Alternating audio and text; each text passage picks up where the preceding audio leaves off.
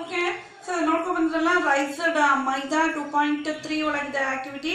So ಅದನ್ನ ನೋಡ್ಕೊಳ್ಳಿ ಆಯ್ತಾ. ಸೊ ಅದರಲ್ಲಿ ಯಾವ ಥರ ಆಕ್ಟಿವಿಟಿ ಇನ್ನೊಂದ್ಸಲ ಎಕ್ಸ್ಪ್ಲೇನ್ ಮಾಡ್ಬಿಡ್ತೀನಿ ನೋಡಿ. ಸೊ ರೈಸ್ಡ್ ಮೈದಾ ಆಕ್ಟಿವಿಟಿ ಯಾವ ಥರ ಮಾಡೋದು ಅಂದರೆ, so we have to take the half of the bowl of the maida flour and so we have to add the half spoon of the yeast and warm water, knead well, and salt also. So knead well. So after that we have to see means after the half an hour, so ಅರ್ಧ ಗಂಟೆ ನಂತರ ನೋಡಿದಾಗ ಅಲ್ಲಿ ಏನಾಗಿರುತ್ತೆ, ಆ ಮೈದಾ ಸ್ವಲ್ಪ half bowl ಇದ್ದಿದ್ದು full bowl ಆಗಿರುತ್ತೆ. Means that means it increases its size because of yeast is to start the respiration. When it is respire, it releases the carbon dioxide, and in the respiration process in the maida flour, so it makes a bubble in it. So in the bubble, when it is released, carbon dioxide is entered to these bubbles. So in that time it increases its size. So ಅಲ್ಲಿ ಏನಾಗಿರುತ್ತೆ, respiration ಟೈಮಲ್ಲಿ ಆ bubbles create ಆಗಿರುತ್ತೆ. So ಆ bubbles create ಆಗಿರುವಂತಹ ಬಬಲ್ಸಲ್ಲಿ ಏನು respire ಮಾಡಿದಾಗ ಅಲ್ಲಿ ಕಾರ್ಬನ್ ಡೈಆಕ್ಸೈಡ್ ರಿಲೀಸ್ ಆಗಿರುತ್ತಲ್ಲ, ಆ ಕಾರ್ಬನ್ ಡೈಆಕ್ಸೈಡ್ ಈ ಬಬಲ್ಸ್ ಒಳಗೆ ಸೇರ್ಕೊಂಡಾಗ ಅಲ್ಲಿ ಏನಾಗುತ್ತೆ, ಅದರದ್ದು ಮೈದಾದು ಏನು ಕಲಸಿಟ್ಟಿರ್ತಲ್ಲ, ನೀಡ ಮಾಡಿರ್ತಾರಲ್ಲ ಆ ಡಫು, ಅದು ಸೈಜ್ ಏನಾಗಿರುತ್ತೆ, ಇನ್ಕ್ರೀಸ್ ಆಗುತ್ತೆ. ಓಕೆ. ಸೊ ಇದು ಆಕ್ಟಿವಿಟಿ 2.3 ಒಳಗಿದೆ. ಸೊ ನೋಡ್ಕೊಳ್ಳಿ, ಮತ್ತೆ ನಾನು ಹೇಳಿದ್ದಲ್ಲ ಬರೀತಾ ಹೋಗಿ. ಓಕೆನಾ. ಸೊ ಫೈಲ್ ಮಾಡಬೇಕು. So next another use of is, it is also used for the commercial purpose. So commercial purpose ಅಂದ್ರೆ, so that is used for the in the large scale, ದೊಡ್ಡ ಪ್ರಮಾಣದಲ್ಲಿ ಯೂಸ್ ಮಾಡೋದು ಅಂತ, large scale. Okay. So domestic purpose, ಇವೆಲ್ಲ ಏನು domestic purpose. So that is commercial purpose ಅಂದ್ರೆ large scale. Okay. Domestic purpose ಅಂದ್ರೆ small scale. Okay. So yeast is also used for the commercial purpose. So in the large scale, it's a production of alcohol, wine and acetic acid. So ದೊಡ್ಡ ಪ್ರಮಾಣದಲ್ಲಿ acetic acid, alcohol ಮತ್ತೆ wine ತಯಾರಿ ಮಾಡೋದ್ರಲ್ಲಿ ಈ ಒಂದು East ಅನ್ನ use ಮಾಡ್ತಾರೆ. East is use for the production of in the large scale alcohol and wine. Okay. So that's why this yeast is grown in natural sugars present in wheat, barley. So ಈ ಥರ ಒಂದು ಇದರಲ್ಲಿ grains ಇರೋಂಥ ಇದರಲ್ಲಿ ಬೆಳೀತಾರೆ. Okay. So next, so another use of this yeast. So ಇಲ್ಲಿ ಒಂದು activity, before that activity 2.4 ಕೊಟ್ಟಿದ್ದಾರೆ. ಸೊ ಈ ಒಂದು ಆಲ್ಕೋಹಾಲ್ ಯಾವ ಥರ ತಯಾರು ಮಾಡ್ತಾರೆ, ಒಂದು ಸ್ಮಾಲ್ ಸ್ಕೇಲಲ್ಲಿ ನೋಡೋದಾದ್ರೆ ನಾವು, for this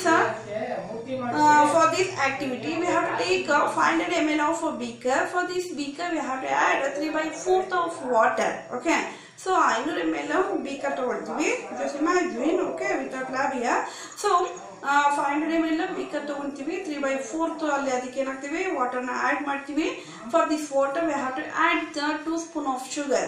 so and after that adding sugar, so again we have to add the half spoon of this yeast. So ಇದನ್ನ ಏನು ಮಾಡ್ತೀವಿ, ಈಸ್ಟನ್ನ ಆ್ಯಡ್ ಮಾಡ್ತೀವಿ. ಓಕೆ. ಸೊ ಈಸ್ಟನ್ನ ಆ್ಯಡ್ ಮಾಡಿ, so we have to cover that beaker and keep warm places, leave it 4 to 5 hours. So 4 ರಿಂದ 5 ಗಂಟೆಗಳ ಕಾಲ ಒಂದು ಪ್ಲೇಸಲ್ಲಿ ಇಟ್ಬಿಟ್ಟು ಏನು ಮಾಡಬೇಕು, ಬಿಟ್ಬಿಡ್ಬೇಕು. Okay. So when we have to see that 4 to 5 hours, so 4 ರಿಂದ 5 ಗಂಟೆ ಆದಮೇಲೆ ಆ ಒಂದು ಬೀಕರ್ನ ತೆಗೆದು ನೋಡಿದಾಗ we getting one type of smell. So that smell is it's like what alcohol. Okay. So alcohol smell ಥರ ಬರ್ತಾ ಇರುತ್ತೆ. ಸೊ ಇವಾಗ ಎಲ್ಲರೂ ಸ್ಮೆಲ್ ನೋಡಿದ್ದೀರಾ ಆಲ್ಕೋಹಾಲ್ ಯಾವ ಥರ, ಹೇಳಿ ನೋಡೋಣ. ಎಲ್ಲರೂ ನೋಡಿದ್ದೀರಾ ಅಲ್ವಾ? ಸ್ಯಾನಿಟೈಸ್ ಮಾಡ್ಕೊತೀವಿ ನೋಡಿ, ಒಂಥರ ಸ್ಮೆಲ್ ಬರ್ತಾ ಇರುತ್ತೆ ನೋಡಿ ಆಲ್ಕೋಹಾಲ್ ಅಲ್ವಾ? ಅದಕ್ಕೆ ಸಹ ಆಲ್ಕೋಹಾಲ್ ಸ್ಮೆಲ್ ಅದು. ಓಕೆ. ಸೊ ಅಲ್ಲೇನಾಗಿರುತ್ತೆ, ಈಸ್ಟು ಒಂದು 3/4 ವಾಟರ್ಗೆ 2 spoon ಶುಗರ್ ಹಾಕಿ ಅಲ್ಲಿ ಹಾಫ್ ಸ್ಪೂನು ಏನಾಗ್ತೀವಿ, ಈಸ್ಟ್ ಹಾಕ್ತೀವಿ. 4-5 ಗಂಟೆಗಳ ನಂತರ ನೋಡಿದಾಗ ಅಲ್ಲಿ ಏನಾಗುತ್ತೆ, we getting a smell of alcohol. Okay. This process is called as fermentation. ಇದನ್ನ ಏನಂತ ಕರಿತೀವಿ? ಫರ್ಮೆಂಟೇಷನ್ ಅಂತ ಕರಿತೀವಿ. ಈ ಒಂದು ಪ್ರೊಸೆಸ್ನ ಏನಂತ ಕರಿತೀವಿ? ಫರ್ಮೆಂಟೇಷನ್ ಅಂತ ಕರಿತೀವಿ. Okay, explain the process of fermentation ಅಂತ ಕೇಳ್ಬೋದು. Okay, so what is fermentation? The sugar is getting converted into yeast into alcohol, that is called as the fermentation process. The sugar is getting converted into alcohol by the yeast. This process is called as fermentation. This process is called as fermentation. So ಗೊತ್ತಾಯ್ತಲ್ಲ fermentation? The sugar has been converted into alcohol by the yeast. ಈಸ್ಟಿನಲ್ಲಿ ಏನಾಗಿದೆ? Sugar plus water ಏನಾಗಿದೆ? Alcohol ಆಗಿ convert ಆಗಿದೆ. So this process is called as guys fermentation. So define fermentation process ಅಂತ ಹೇಳ್ಬೋದು. ಅರ್ಥ ಆಗ್ತಿದ್ಯಾ? ಸೊ ಫರ್ಮೆಂಟೇಷನ್ ಏನಾಗದ್ರೆ sugar is getting converted in to alcohol by the yeast. So yeast ಇಂದ sugar ಇದೇನಾಗಿದೆ? ಏನಾಯ್ತು? ಆಲ್ಕೋಹಾಲ್ ಆಗಿ ಕನ್ವರ್ಟ್ ಆಯ್ತು. ಈ ಪ್ರೊಸೆಸ್ ನ ಏನಂತ ಕರಿತೀವಿ? Fermentation. This process is called as fermentation. Okay, this process is discovered by this fermentation process is discovered by in the year 1857 by one of the scientists. His name is Louis Pasteur. So you know Louis Pasteur 1857 ಅಲ್ಲಿ ಈ ಒಂದು process ನ ಕಂಡುಹಿಡಿತಾರೆ. What is that? Fermentation. What is fermentation? The sugar is getting converted into alcohol by the yeast. That is called as what, guys? Fermentation process. Okay, explain fermentation process. So first we have to take the half ml of a beaker, and so we have to put this beaker 3/4 of water, and we have to add the 2 spoon of sugar, and after that adding sugar we have to add the half spoon of yeast. So for this beaker we have to cover and kept leave it 4 to 5 hours. After 4 to 5 hours we have to see, means we have to getting some alcoholic smell. This process is called as a fermentation. So that water, sugar, yeast is getting converted into alcohol. So because of this process, that is called as, guys, fermentation. ಈ ಒಂದು process ಇಂದ ಏನಾಗಿದೆ? ಏನಾಗಿದೆ? Alcohol ಆಗಿದೆ. Okay, this fermentation process is discovered by in the year 1857 one of the scientist. His name is Louis Pasteur. Louis Pasteur 1857 ಅಲ್ಲಿ ಈ ಒಂದು process ನ ಕಂಡುಹಿಡಿತಾರೆ. Okay guys, so this is about commercial purpose of uses of microorganisms. Okay, so commercial purpose alli it is some microorganisms. It is used for the production of acetic acid, wine, alcohol. It is used by the particular microorganisms, that is yeast. Okay, so that's why it is grown in the natural sugar present in grains, wheat, barley. Okay, so next in this it is making alcohol. It is used by the one of the process that is called as fermentation. This fermentation it is discovered by ಯಾವ scientist? ಫಟಾಫಟ್ Louis Pasteur. ಎಷ್ಟನೇ year ಅಲ್ಲಿ? 1857.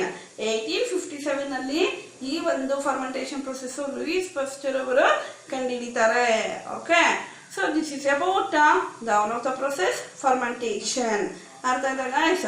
So commercial purpose ಅಲ್ಲಿ particular ಆಗಿ ಕೇಳಿದ್ರೆ production of alcohol, wine, acetic acid ಅಂತ ಬರೀಬೇಕು. Okay, so next what is fermentation ಅಂತ ಕೇಳಿದ್ರೆ simple sugar is getting converted into alcohol by the yeast is called as fermentation ಅಂತ ಬರೀಬೇಕು. ಆಯ್ತಾ? ಸಿಂಪಲ್. ಯಾರು ಕಂಡುಹಿಡಿದ್ರು? Louis Pasteur. ಯಾವಾಗ ಕಂಡುಹಿಡಿದ್ರು? 1857. Explain the fermentation process, activity 2.4. Okay, ಮತ್ತು ನೀವು ಹಂಗೆ ಬರೆದುಬಿಟ್ಟಿದ್ದೀರಾ. ನಾನು ಎಷ್ಟು ತನಕ ಹೇಳಿದ್ದೇನೆ ಅದಕ್ಕೆ 2.4 ಅಂತ ಹೇಳಿದ್ದೆ ಅಷ್ಟೇ. ಓಕೆನಾ? ನೆಕ್ಸ್ಟು ಮತ್ತೇನು ಕಲಿತೀರಾ? The process of raised maida because of the yeast respiration process ಮೂಲಕ yeast ರೈಸ್ ಆಗಿರುತ್ತೆ. ಸೊ ಇದನ್ನೆಲ್ಲ ಇವತ್ತಿನ ಕ್ಲಾಸಲ್ಲಿ ಕಲ್ತ್ವಿ. ಓಕೆ ಗಾಯ್ಸ್, ಸೊ ಹಾಗಾದರೆ ಸೊ ನೀವು ಇಷ್ಟು ಟ್ಯಾಲೆಂಟ್ ಎಕ್ಸಿಬಿಟೆಡ್ ಇಷ್ಟೆಲ್ಲ ಕಲ್ತ್ವಿ ಇವತ್ತಿನ ಕ್ಲಾಸಲ್ಲಿ. ಸೊ ಹಾಗಾದರೆ ಫಟಾಫಟ್ ಅಂತ ನೆಕ್ಸ್ಟ್ ಸೆಗ್ಮೆಂಟಿಗೆ ಹೋಗೋಣ. ಇವತ್ತಿಂದು ಟಾಪ್ ತ್ರೀ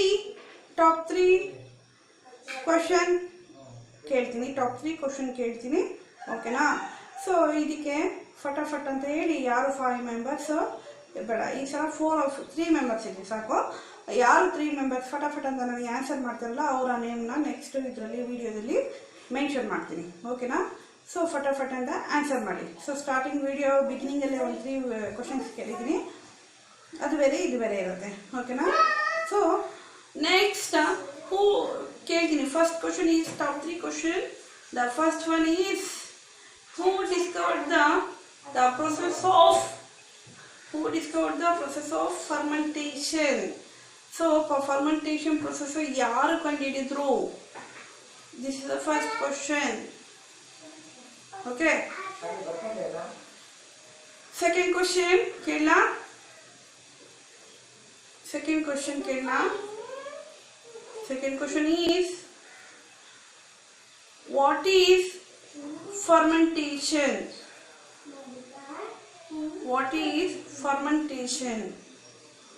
Okay.